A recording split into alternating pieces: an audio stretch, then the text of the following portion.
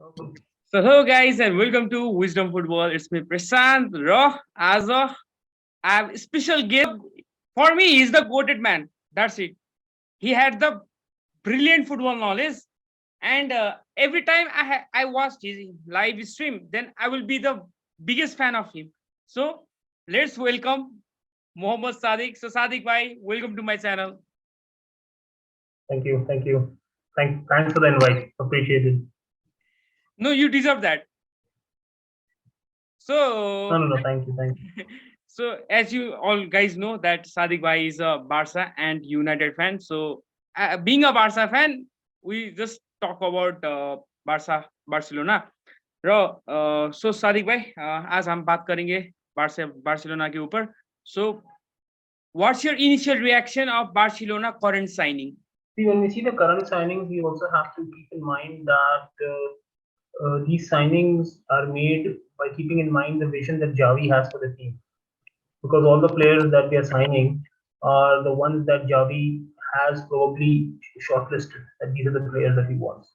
And every player was signed according to a pattern that first we have this kind of player available, we fill this hole, we fill this spot, we fill this spot. And I think the latest signing that probably should be announced in the next couple of days is Jules Koundé. Yeah. So he will be confirmed probably in the next couple of days, probably by the end of this week, because it has been a very complicated transfer scenario with regards to him. Yeah. Now, probably the next few signings that we're looking at is a backup left back and possibly a backup right back. The news in the market was that we'll probably go for Cesar Azpilicueta and Marcos Alonso, but some people are also reporting that because of the whole Rafinha Yes. and then Jules Yeah. in the situation with Chelsea, we'll probably go for Chao Enrique and maybe look for some other player. But I think so far what Javi has wanted, Joan Laporta has, and Matteo Almani and the whole backroom staff and the team, Jordi Cruyff and everyone has managed to give Javi that. Now, what happens with these signings? I mean, we have, if you can literally see what we have done in this off season and what we're planning to do, if we are able to send Frankie de Jong away to United, or if you're able to keep Frankie de Jong, we'll have literally a full new 11 that Javi will have. If Yeah. you Yeah. count Inaki Pena coming back, because if you count Inaki Pena coming back, we have Inaki Pena. We have added two centre backs in Christensen and most likely Jules Koundé. We'll add one right back, probably Aspi. Left back Marcos Alonso. We'll add three midfielders. Pablo Torre. People are forgetting we added Pablo Torre. Yeah. We made him official in the summer. We added Frank Kessie. And probably Frankie de Jong, if we hold him, will be like a new player that we have. Or if Frankie goes, then we have hopes of getting someone else. I'll not mention the name right now because unless we go Yeah. there, Yeah. Yeah. Yeah. that will be a bit too much. And then you re-sign Dembele for a lower amount. That's like a new signing you count as a new signing. You have Rafinha coming in and you have Lewandowski. So that's like a whole new 11 that you can play, which is a very good 11 which can possibly challenge for a title. Plus, you have your existing players out there who are already forming another 11. So now Xavi has got a solid 25, 26 man squad with adequate depth on every position. Yeah. You have you have an equal substitute or a fairly comparable substitute on that position sitting on the bench. So I think from a financial point of view, Barca's expectation, I mean Barca's targets are a second spot in La Liga and going at least to the quarterfinal of the UCL and probably the final of the Copa del Rey. If you do all these things, you are potentially reaching your financial targets. But sporting wise, I think what Javi has with him now and the previous intention of ours to give Javi say 2 years, I would still say give him 2 years because this team needs to gel up. This is all. Imagine you're adding 11 new players, 10, 11 new players to a system. You need them to gel up, that's for sure. But the expectations from Javi have definitely gone up. Yeah. Yeah. And He it's should be in the mix in the hunt for one of the major trophies by the end of the season. And with major trophies, I mean either the league or the UCL. We should be challenging for it, like right there. I mean that should be the expectation now with the yeah. players that we have gotten it. But what we need, what we at least need, is second in La Liga, quarterfinals of the UCL. That's what we need. This combination is what we need. But from what we have gotten on the pitch right now, from the transfers that we have made, you should be looking to win something this season, Yeah. something big. Yeah, it is a pressure situation for Javi now to win trophies, now to deliver the trophies to the board. That from your support, that I got my arms, I got my armies, so I will deliver right now. So this is the big pressure for Javi right now. Because if those players haven't come, Yeah. then we will give Javi more time. Because we don't have many expectation with Javi right now. But with adding those players, we have more expectation. And if Javi doesn't deliver, then it will be a master pressure under Javi. So I don't know what will that topic goes, but I would let's. still say, I would still say the Barca fans should be a bit more patient. Because see, if you compare our squad to the Madrid squad, Madrid also can put two proper 11s on the field, two Yeah, different 11s on the field. yeah, They have got depth on every position as well. The thing with Madrid is that team is way more gelled up. They have yeah, already won the league by an easy margin. They have won the Champions League last year. So that Madrid team is solid. It's already sorted. So that team is already well gelled up. So regardless of the result of the friendly that we had in the Clasico, we all saw that that was Madrid's first game after 2.5 months, almost yeah, 2 months yeah, after. yeah, yeah. So it takes time, and don't forget Karim Benzema was not playing. Karim Benzema changes the Madrid playing style, playing dynamics totally. So, and a lot of other things were there as well. So we should concentrate on the fact that Real Madrid will probably hit the ground running. They will be ready. I mean, their squad chemistry, everything will be set. So they will hit the La Liga running. So probably in the first month or so, we may be trailing them by a few points. Yeah. There is a possibility because our team with new players needs time. After that, yes, once see if this team gels up, the players that we have, if they click together, they can be very, very dangerous. Yeah, I mean, they could be, I mean, they could literally be destroying teams if this team properly gels up. That is the amount of talent we have. But then that's the thing. When you add so much talent, it needs time. so So even if continue. we end up second, but say if we end up second very close, like that 1 point margin or something like that, it should not be that go for Javi's head or something and like he's a waste or something. It can sometimes take time. It can take time. So we should just give that. Yeah. Next season after this, okay, that's when he needs to win the trophy. Like that's when you start questioning him if he does not win anything. Yeah, yeah, I agree to that point. And let's talk about our economic levers that we have activated till. So, my simply first question is you. It is viable to activate those economic levers and to put all those, all not all those, some parts of money into the transfer or clearing the debt. So, what's your take on this? Clearing the debt or See, if you tell investing on the me, transfers? okay, if you tell me if it is viable to do that, a one-word answer would be yes, it is viable. Now, is it a risk that it may not work? Yes, it is a risk it may not work. Yeah, Because as I said, uh, we have basically loaned out our certain assets for 25 years. Our intention is to buy them back because when you give your TV rights away, those TV rights are increasing every year. yeah, Okay, you have gotten a certain amount. Some say for 10% you got 205 million, 220 million, what XYZ, whatever amount you got.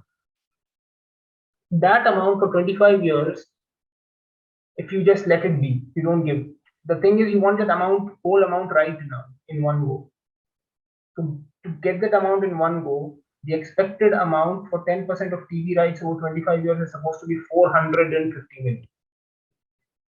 What we are getting is half yeah, of it. So we are making a loss of that much.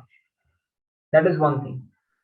Second, once we go back to buy them, many people are saying, oh, we have a buyback. I would not go for the buyback because if you're going for the buyback on those rights, okay, yeah, there could be a different argument. If you buy them back even for higher amounts, because you will have to buy them back on the market price of that time. Like you won't buy them back at this rate at 220 that Yeah, you're yeah, getting. yeah, yeah. 10%. I'm just talking about the 10%, just to explain. For 10%, you're getting 220 mil. So you won't be buying them back for 220. You'll be buying them at the market price at that time. Say if 5 years down the road, or say 7 years down the road, in 2030, you want to buy them back. Barcelona has the cash, Barcelona has the money. Barcelona will go to buy them back on 2030 price, not on the price of 2022. And the market price will be So you inflated price rate is there. So it's freaking. exactly, exactly. So selling these things is basically you're making a loss in the long run on that same amount. But it's that thing, when sometimes you don't have money for food, or you don't have money to run your house, you have to mortgage your things off at a price which is actually less than market price, but you need that cash immediately at that time. Now the thinking behind the Barca board is that we take this money to balance our salary cap, to balance our salary cap debts, put some money in debts to balance our books, then put the rest of, because what happened when the first lever got activated, Barca anyways had like around 20, 30, 40 million to spend this summer from its Yeah, previous season's income and everything. yeah, yeah. But because of the previous debts, and these debts which were around 650, 555 for last year, out of which half of them were basically one-time debt. I mean, they were not going to come back again. They're not, Yeah. that particular year's debt.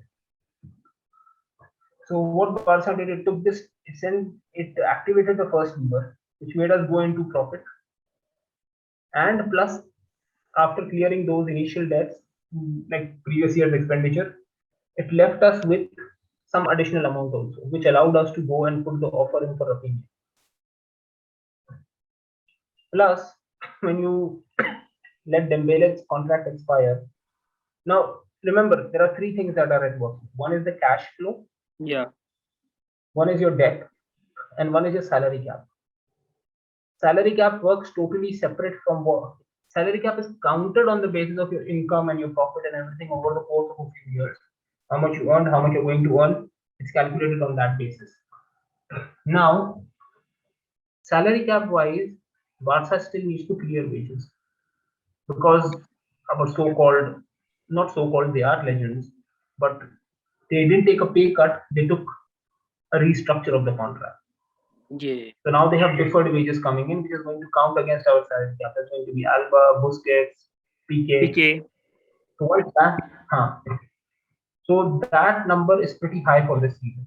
That's why we don't have that much space on the salary cap. Once we let Dembele's contract expire, that was almost, I think, in some people say 20, some people say 25.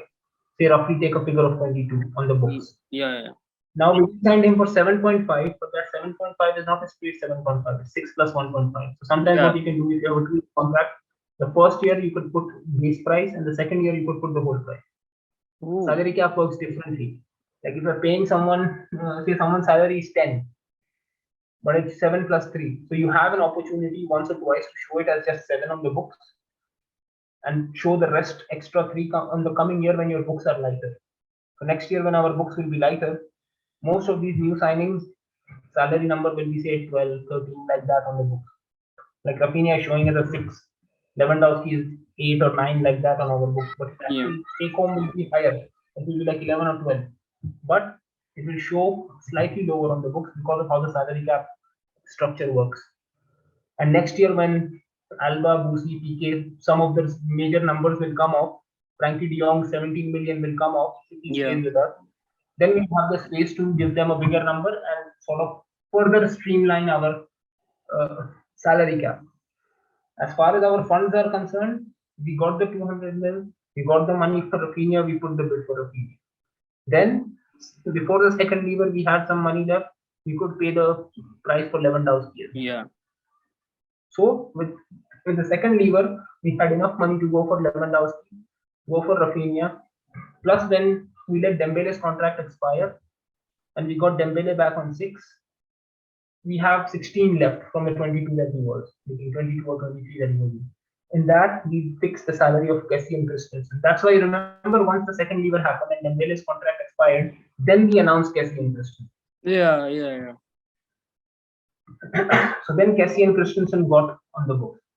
After that, we got another slot. Then when we deactivated the second lever, when you get in more cash, your salary cap goes up slightly more. Then we got the slots available. That's why everyone was saying once we activate the second lever, we'll be able to register all our signings. All our signings did not count Jules Koundé at that. All our signings was Kessie, Christensen, Rafinha, Lewandowski. Lewandowski, yeah. Because Pablo Torre is on a La Masia Yeah, or a second squad contract. yeah. Barca So he'll Athletic, I not guess. count against. Huh. He's on the Barca B contract, so he won't count against our cap at the moment. Yeah, yeah. Then with the second lever, we had then enough space to fix in all the 4 signings that we did. Now for Jules Koundé, we need to make some selling and some other issues, or we need to activate a third lever to open up some more space if Frankie de Jong is not going. So that's where the current finance. Yeah. So the issue, if we don't reach our end goal of our end targets, that winning a trophy in 2 years' time, winning major trophies in 2 years' time, going deep in the Champions League every year, then we won't be making the money from footballing income. And footballing income also, if your footballing product is good, that means your sponsorship money also increases. The deals for sponsorship as such are usually in such a way that you get maximum amount of money from the sponsors if you fulfill certain on-field targets. If you remember last year with Rakuten, the amount went down once we went into the Europa League. Yeah, yeah. So that's the thing. So that's why what people are saying it's a massive risk, because if the and that's why we are also playing this gamble. Like now, sorry, I'm taking a bit of time. No worry, go on. And the important bit here is Barca had 2 options. One, with that debt, Barca could have gone to the fans and said, see, we have to sell our players, we have to sell Davi, we have to sell Pedri, we have to sell Araujo, we have to sell our assets, get in the money, pay off the debt, rebuild La Masia, start getting talent from La Masia again. But for that, we will not be performing at elite European levels for the next 5 to 10 years. Yeah, easily. When that happens, you never know if you will come back. This is what happened with Valencia. Valencia was a very good club. They ran into debts. They ran into a mess. They had a poor season. They tried doing that. Okay, let's sell our players. Let's come back again. Till date, they have not been able to make them. Yeah, they do make a couple of runs every 2 seasons. They end up 4th, 5th, like that. But the very next season, they have to sell their players off to make the money. And then they are again back in the same position, 8, 9, 10, 11, 12, like in that scenario. Yeah. So this could have been potentially one of the risks that Barca could be taking. Could have downgraded. Now, Barca, the other thing is you go all out, lay in more debt on you, with the hope that if we take this money, invest it into our team performs better on the field, our team is revamped, we get a better result on the field,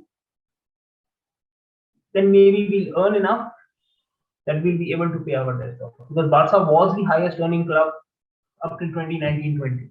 Yeah. Right up there, or for many seasons it was right up there with Real Madrid, highest earning and highest profit making club.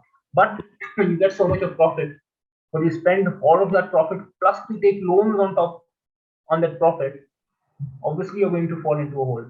Yes. So that was the entire problem with the operation that was going on under Bartomeu. So now the other option was to go take these loans. I mean, mortgage your assets and take this money out and take a risk that on-field results have to come in. Now that's the thing. If on-field results don't come in, then next year we don't have any assets to sell. Then we are in real problem. Then we have to sell the players. Plus we have sold our assets. Then that will put Barca into some serious trouble. Yeah. So that's what is the issue right now that looks like. So Sadiq, cause problems for Barca. Yeah. But Yeah, yeah. Hopefully things will be good. Yeah, carry on, carry on. No, that's it. That's it. Yeah. So, do you really want Frankie De Jong to stay at Barca or let go for United? See, many people are having a little bit of a laugh right now. See, as a United fan, I would love Frankie De Jong to get United because what I've seen, I mean, what I've seen the system of Eric Ten Hag, Frankie De Jong would be a massive, massive addition to that team for that system to work really fluidly. Yeah, yeah. Sometimes people say कि एक Frankie के आने से क्या हो जाएगा. Issue is not that. Sometimes you need that particular piece in the whole system that makes it work really well.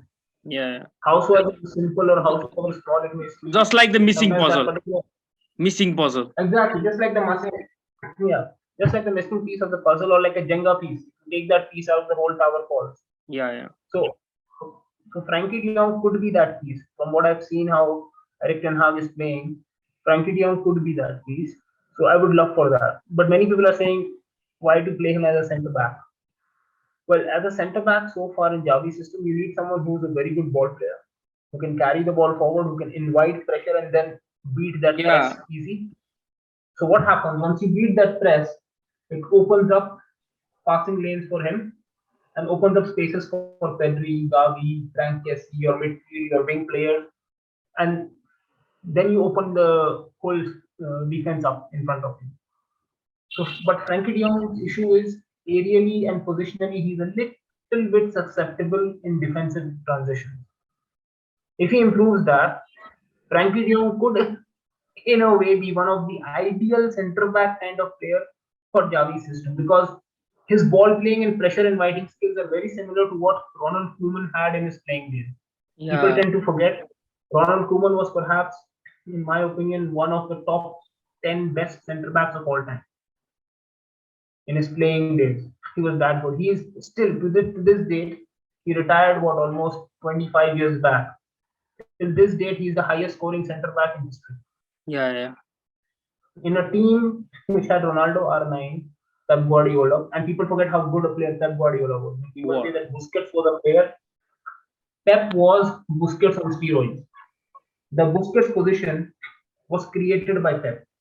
Oh, I didn't know that. Andrea Pirlo, Yeah, yeah. Carlo Ancelotti played the same position. And when Carlo Ancelotti became the manager of AC Milan, Pirlo was being used as a number 10 sometimes as a number 6. Ancelotti said, listen, if you want to establish a position, go watch Pep Guardiola, how he plays. Andrea Pirlo said, I would not have been Andrea Pirlo if I would not have studied Pep Guardiola. Oh. So when people see Pep Guardiola, the coach, I say Pep Guardiola, the player, was way better than Pep Guardiola, the coach. Yeah, just I have seen the Pep Guardiola as a coach, so I know more about him as a coach. But I just watched the few games of Pep Guardiola. While I had lockdown, I just watched him, and that 2 matches were not that brilliant in my view. But I have to watch more games to understand his. Pep's game is very subtle. See, many a times we see Busquets. Yeah. When we don't talk about Busquets in a match review, when we don't talk about Busquets, that means Busquets has played a perfect game. Yeah, great. We only see Busquets on the field when he makes a mistake. And that's why we don't see Busquets too much on the field because Busquets rarely makes mistakes. Yeah, just like at El Clasico 2, he was invisible. For those who haven't seen that match properly, but who have seen that match properly, the way he tackled by moving forward, the way he just bodied another to take the ball back, ball retention was absolute. It's not just that. It's not just as on the ball. Off the ball positioning to recognize where he has to be to make sure that another player does not pass the ball in that area. Another player does not make a movement in that area. That is very important for a player like this. Anyways, coming back to it, Frankie De Jong could potentially become a good centre back. But again, the point is, are we making use of his full abilities? Because he's a very unique player. That he can come down into that centre back area, carry the ball from there, pass from there, He is the perfect connection between defense and midfield and attack. He has those traits, but those traits need a particular system to be used. Now, in Barcelona's system, currently we have players who can play that position and perhaps at the same level and who fit alongside a Busquets better than a Frankie de Jong. We have a Pedri, we have a Gavi, we have a Kessie. Gavi is not as good as Frankie de Jong right now, but Frank Kessie can give you a little bit more physicality in that Yeah, position. yeah, yeah. And the other thing is the main reason for Frankie de Jong to go is the financial, because we are probably looking to get Frankie de Jong off and get another player in place of him, get his salary off the books. So that's the only reason why we are letting Frankie de Jong go. But honestly, if Xavi believes what he says, he may also be kidding that he thinks Frankie de Jong is, he sees him properly as a centre back. But as a centre back, he can be a good piece in that system. As a back three, But again, I would still back three, as a not a back three. proper back three, not a proper back three. It's like you go back to like how you go with Raho White. In, instead, you could then go with the Serginho Dest and you could go with the left back, and you could just have Frankie de Jong sort of shuttle in a little bit, be that person between Busquets and the centre backs, be that first receiver of the ball. So it's a very, how do I say, but like he could be a transitional kind of a centre back, Okay, okay. something like that. But anyways, that if you ask me honestly, coming back to it, we are, I mean, just went off topic a little bit. Yeah, yeah. If you ask me, the first thing for Frankie de Jong and for Barca would be if Frankie de Jong leaves for Manchester United. But then again, this is something where I hold Barca that Barca is wrong here. Yeah. Is that 17 million is not a small amount, and if Frankie is staying to take that money, I mean, obviously he is justified. That is money that is owed to him for the work he has already done. Yeah, yeah. Even Messi is there at the club. He was awarded as the man of player of the season for that season. At Ronald Koeman's back three system. While Ronald Koeman was playing back three, Messi was there, but Frankie de Jong was awarded as the player of the season from Barcelona. So yeah, so no, exactly. So for those seasons, he deferred his salary. So it's a little complicated situation. Let's see how it goes. But either way, if Frankie stays, then also it's a good thing for Barca. If Frankie goes, then also it's a good thing for Barca, because then Barca will have a lower wage bill. We can probably get a player or two more, and then see how it goes. yeah. So Sadiq bhai, last one question. So Sadiq bhai, what do you think will be the strongest 11 for Barca for the upcoming season? See, obviously goalkeeper would be Ter Stegen. Yeah. I would like to go right. I mean, the right side of defense, right back, right center back, combination of Araujo Kunde, one of the two to play right back, because they both can play the same position. Christensen has been very good, so I can put him into the other center back position. Obviously, Jordi Alba goes onto the left side by default right now. CDM Sergio Busquets. The other two midfielders, interiors alongside him, Pedri and Frank Kessie. Kessie has shown that he can be good enough. Gavi, I would like to get him off the bench because Gavi is still a little bit too hot-headed at times. He has potential to get cards and unnecessary fouls and things like that. So get him off the bench after the 60th minute, change of pace, change of intensity. That is the time. Nico could probably substitute Busquets a bit because he played in that position. He's looking decent, but obviously not as good as Busi. Yeah. My attack. Now here is where we have a lot of options, but I would definitely see. For me, many people will say Ansu Fati to start, but in my opinion, Ansu Fati is still a little undercooked. See, if Ansu Fati clicks alongside Lewandowski, nothing like it. But I would prefer Ferran Torres, because Ferran Torres can do the dirty work for Lewandowski. He can create a lot of. If you see last season, Ferran Torres was creating a lot of chances for Aubameyang, a lot of chances for himself. Yeah. Many a times he took the shot because he did not have a player who was making himself available, so that Ferran Torres could pass the ball to him. Lewandowski, as much as people say doesn't work, he does work very much to get his own shot. So when Lewandowski knows there is a player like Ferran Torres who's going to make and create for him, Lewandowski will run around the box, making sure he gets in the right position that Ferran can then play the ball to Lewandowski.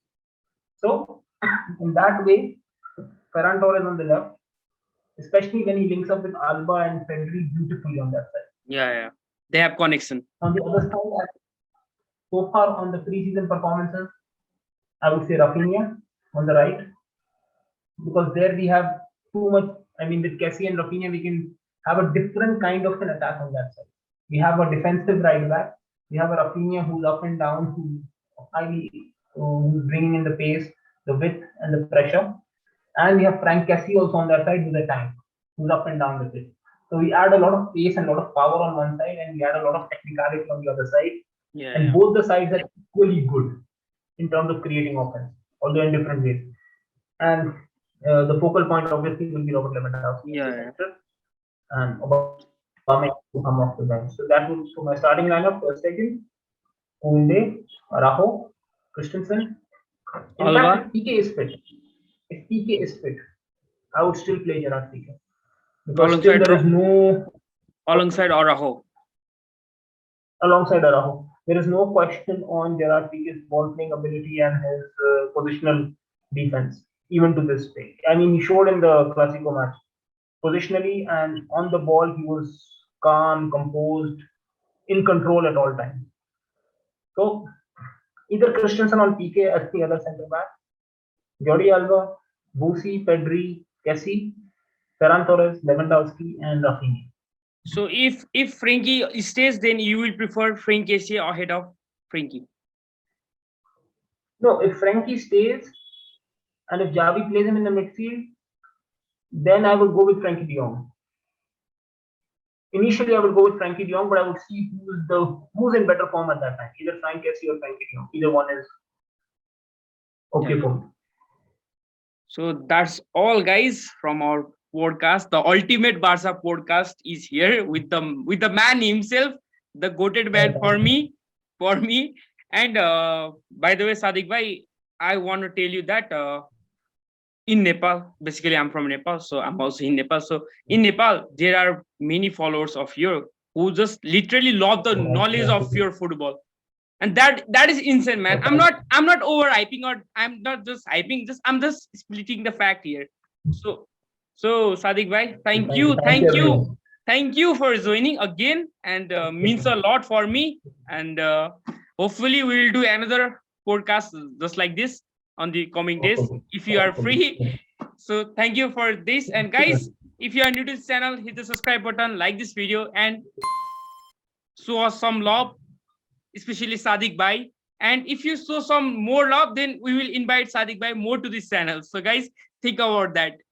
So anyway, thank you guys, and thank you Sadiq bhai, means a lot.